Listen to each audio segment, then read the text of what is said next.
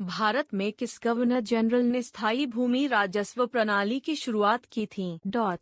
Lord Curzon, lord Ripon, lord Lytton, lord मेंटिक।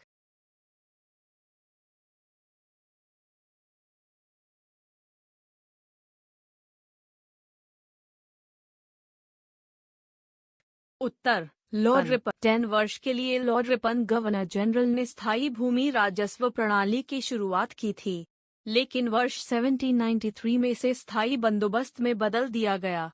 British Bharat के 19% भाग पर यह व्यवस्था थी। भारत में मुसलमानों के द्वारा चलाया गया खिलाफत आंदोलन किस वर्ष में शुरू हुआ था? 1919, 1913, 1921, 1927।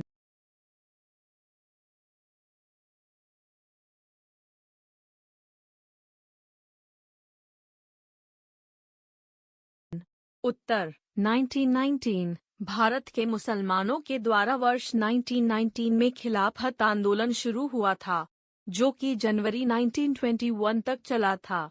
भारत के राष्ट्रपिता महात्मा गांधी का पहला बड़ा राजनीतिक अभियान खिलाफत आंदोलन में भाग लेना था। इनमें से किस अधिनियम के द्वारा भारत में दास्ता को समाप्त कर दिया गया था? 1826 अधिनियम, 1833 अधिनियम, 1845 अधिनियम, 1858 अधिनियम।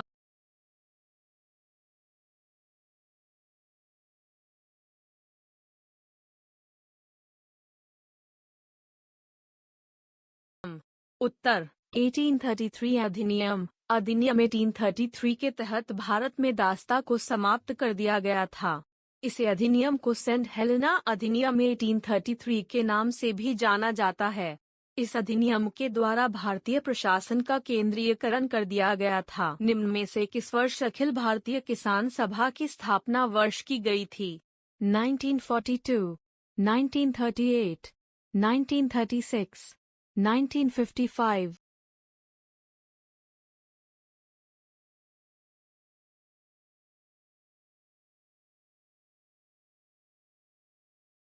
उत्तर 1936। किसान नेताओं ने 11 अप्रैल 1936 को लखनऊ में अखिल भारतीय किसान सभा की स्थापना की थी, जिसमें स्वामी सहजानंद सरस्वती और प्रो.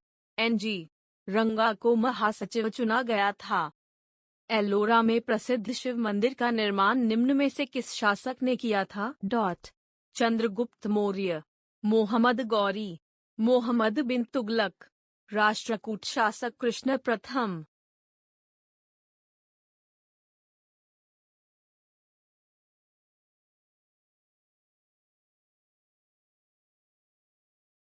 उत्तर राष्ट्रकूट शासक कृष्ण प्रथम। राष्ट्रकूट शासक कृष्ण प्रथम, जो कि राष्ट्रकूट वंश का एक महान शासक लगभग 756 में थे, उसे कृष्णराज भी कहा जाता था। कृष्ण प्रथम ने ही एलोरा में प्रसिद्ध शिव मंदिर का निर्माण करवाया था। निम्न में से किस काल में कृषि समुदाय की उत्पत्ति हुई थी? नवपाषाण काल, चालकोलिथिक, पैलियोलिथिक, मेसोलिथिक।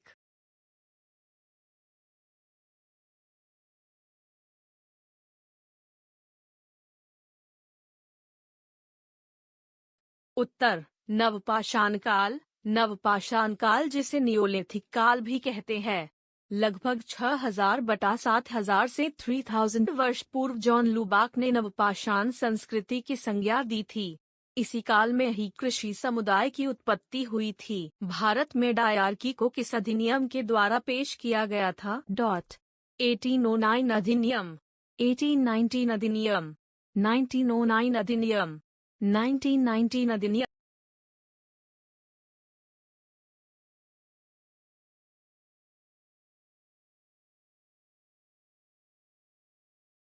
उत्तर 1919। भारत सरकार अधिनियम 1919, जिसे यूनाइटेड किंगडम के संसद द्वारा पारित एक विधान था, इसे मॉन्टेग्यू चेम्सफोर्ड सुधार के नाम से भी जाना जाता है।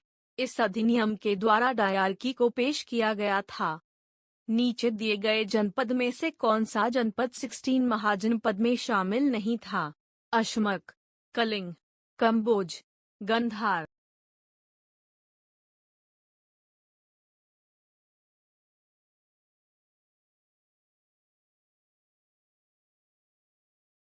उत्तर कलिंग। कलिंग जिसे ग्रीक के लेखक ओरेट्स सेरेटस कहते थे, क्योंकि ये प्रतिकूल प्राकृतिक परिस्थितियों में भी और मतलब चावल अधिक मात्रा में उगा पाते थे। प्रसिद्ध फारसी कवि अमीर खुसरो इनमें से किसके दरबार में सदस्य थे? शाहजहां, कुतुबुद्दीन ऐबक, बाबर, अलाउद्दीन खिलजी।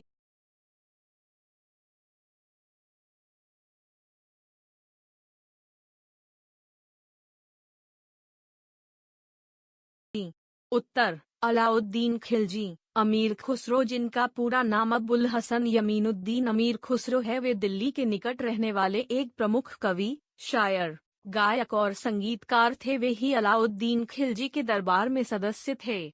उन्होंने 7 सुल्तानों का शासन देखा था।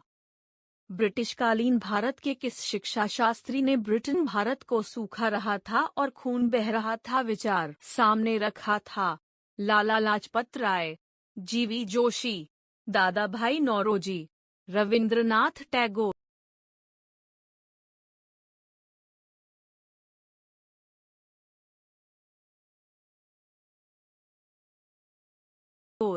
उत्तर दादा भाई नौरोजी। दादा भाई नौरोजी, जिन्हें भारत का वयोवृद्ध पुरुष भी कहा जाता है, उन्होंने ब्रिटेन भारत को सूखा रहा था और खून बह रहा था विचार सामने रखा था। साथ ही उन्हें भारतीय राजनीति का पितामह भी कहा जाता है।